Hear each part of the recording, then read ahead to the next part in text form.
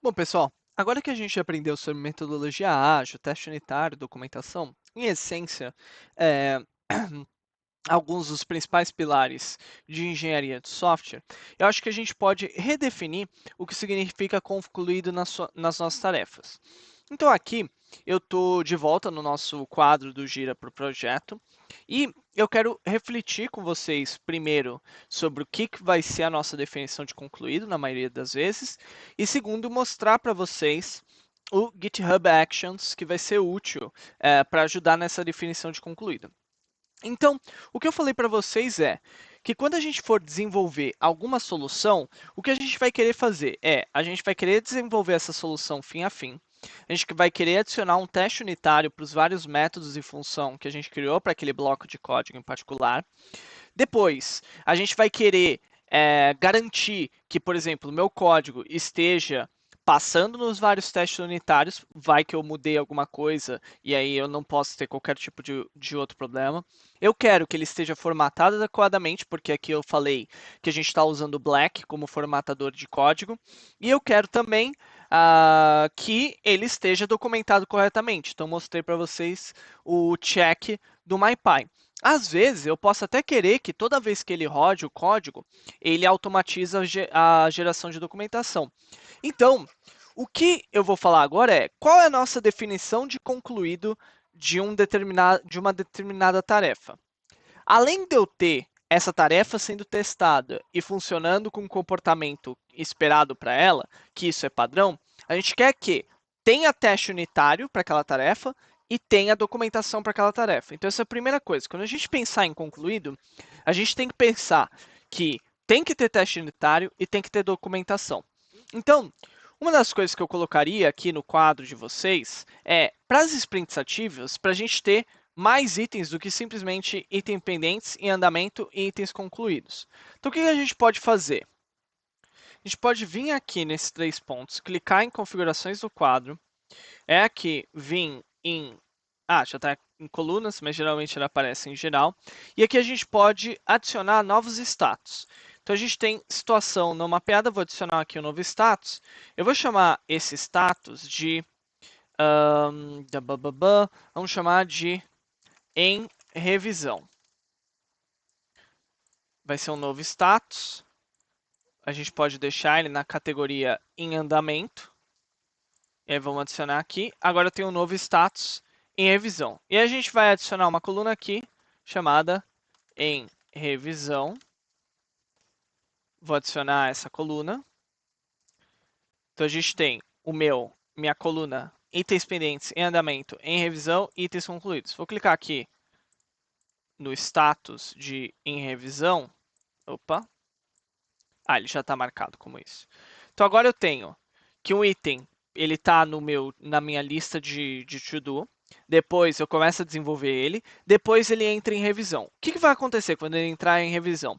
Eu vou criar um pull request para esse cara, onde eu vou verificar que eu estou passando nos testes unitários e que também eu estou cumprindo a formatação correta e tudo mais.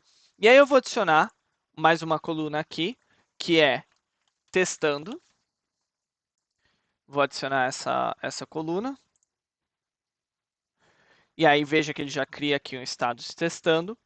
E aí aqui vai ser, depois que eu integrei o meu código à minha solução, eu coloquei ela no main, eu fiz o merge do pull request, eu vou testar a solução fim a fim. Então, por exemplo, eu vou executar o código que roda o processamento de uma base de dados qualquer. Então agora eu posso voltar para o meu quadro, você veja que ele adicionou o em revisão e testando. Então eu posso, aqui ele está dando que ele não pode mover para esses status. Então deixa eu só reconfigurar aqui. Então para vocês fazerem isso, vocês vêm aqui em configurações do projeto. Vai demorar um pouquinho, fluxo de trabalho. E aí clica aqui em editar. E aí aqui ele vai ter o seu fluxo de trabalho, então você pode só mexer. E aqui, se você quiser adicionar, por exemplo, novos status, vamos adicionar o status em revisão, né, que a gente não tinha antes. Revisão, permitir que todos... na verdade já detectou esse status. É só você vir aqui, você pode mexer ele assim se você quiser, você pode até falar, olha, o in progress, ele só pode ser movido do to do para o in progress. No momento que está, você pode mover de qualquer status para qualquer status. Se não, você pode falar, ó, o in progress, o cara que está em revisão só pode vir do cara que está em progress. Essencialmente é o fluxograma de como você move de um lugar para o outro. Então, só de entrar nessa página, isso aqui já deveria funcionar. Então, você pode voltar. Cadê? Não tem nem o botão de voltar. Vamos voltar aqui. Voltar, sprints ativos, e ele já deveria permitir, que você transite entre os vários estados aqui. Então, ó, tá vendo? Ele consegue mudar para revisão, depois consegue mudar para testando. Então, agora você vai ter o item sai do to do, aí você começa a desenvolver. Aqui é pull request, teste unitário e tudo mais. Aqui testando, você está rodando o código como um todo para garantir que funciona, que seria o equivalente ao seu teste de integração, e aqui ele entra em concluído. Então eu vou explicar mais para frente no curso como fazer esse teste de integração. O que eu quero falar para vocês agora é desse teste que eu falei em revisão, que é justamente o teste unitário. Existe uma ferramenta no GitHub que se chama GitHub Actions. E o GitHub Actions, o que ele faz é automatizar um fluxo de trabalho.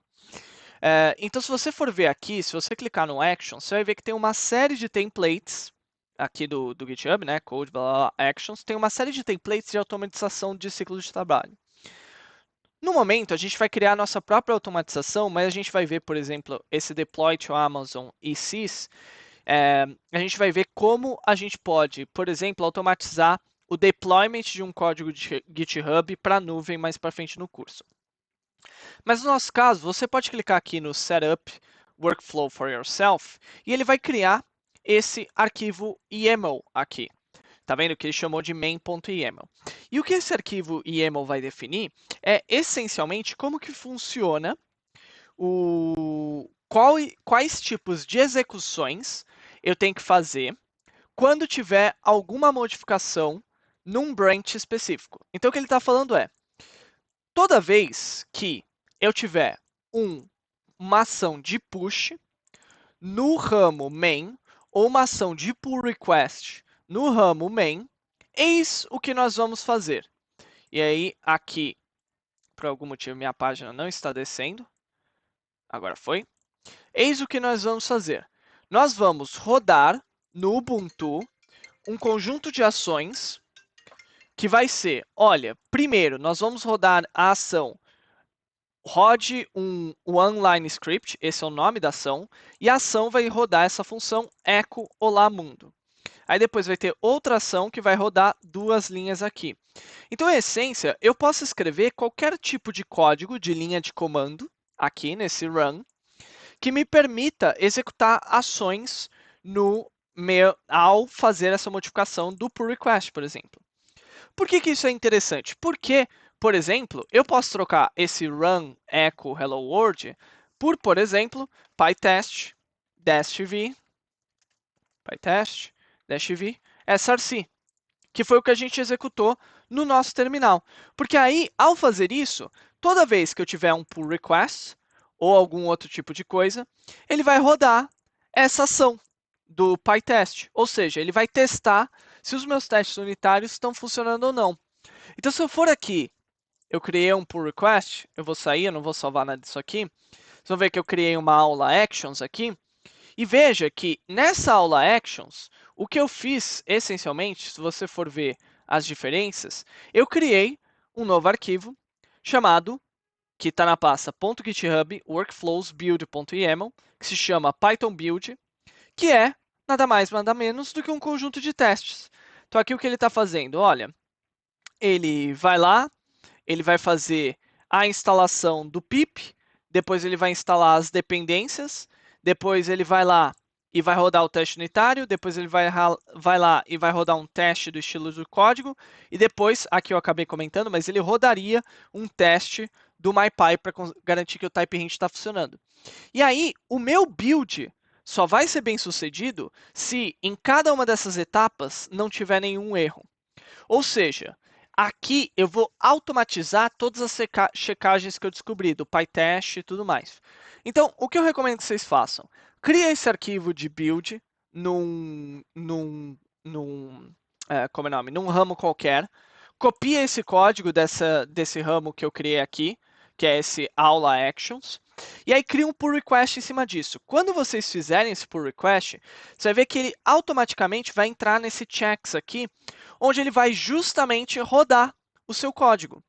E aqui vocês vão ver que ele vai ter uma ação de setup, outra ação de rodar os actions, outra ação de setup do ambiente e assim vai, incluindo a ação de unit test. Que no meu caso tá errado, deu errado, porque eu acho que no meu requirements.txt eu não coloquei o PyTest e por isso ele não reconheceu.